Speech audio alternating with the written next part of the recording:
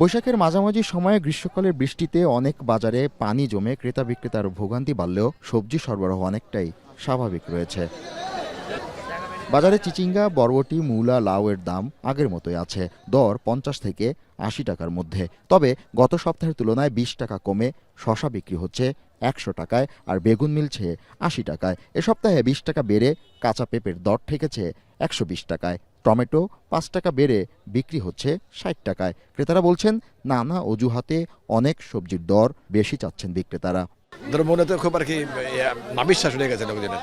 মাংস, মুরগির এগুলো দাম অন্যান্য দিনের চেয়ে বেশি মনে হচ্ছে আজকে।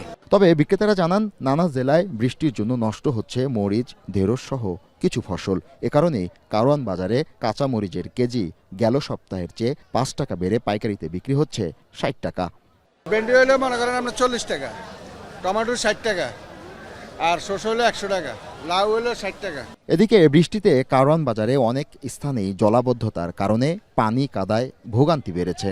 আগের থেকে তেলের সংকট, আবার হয়েছে বন্যা, মানুষের অবস্থা খুবই খারাপ। পানির জন্য খুবই ধরা যায় না, কোনো তরকারিতে হাত দেওয়া যায় না, যেটা ধরে সেটা 100 টাকা 120 টাকা কেজি। রাজধানী বাজারে মাছের দর নিয়ে মিশ্র প্রতিক্রিয়া ক্রেতাদের। বাজার ঘুরে দেখা গেছে কেজিতে 20 টাকা করে দর বেড়েছে কাতলা, ট্যাংরা মাছের। কার্প, রুই মিলছে 250 থেকে 280 টাকার মধ্যে। তবে দাম কিছুটা কমেছে পাবদা, চিংড়ি মাছের। মাছের বাজারের দাম ঊর্ধ্বগতি, অনেক দাম বেশি এবং মাছের যোগানও কম। নিম্ন মধ্যবিত্ত যারা আছে তাদের চলাচল করা, জীবনযাপন করা খুবই কঠিন।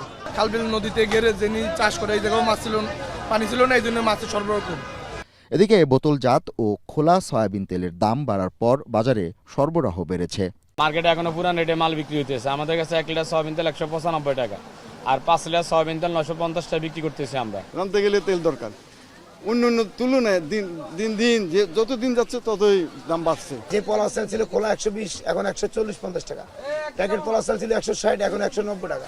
পরিস্থিতি ইনকামও তো বাড়ে না, আমাদের ইনকাম তো আগের তুলনায় আরো কম, কাজ কাম কমে গেছে।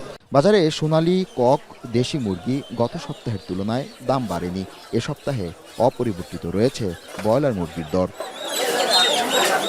জাবেদ আব্দুল্লাহ, এখন, ঢাকা।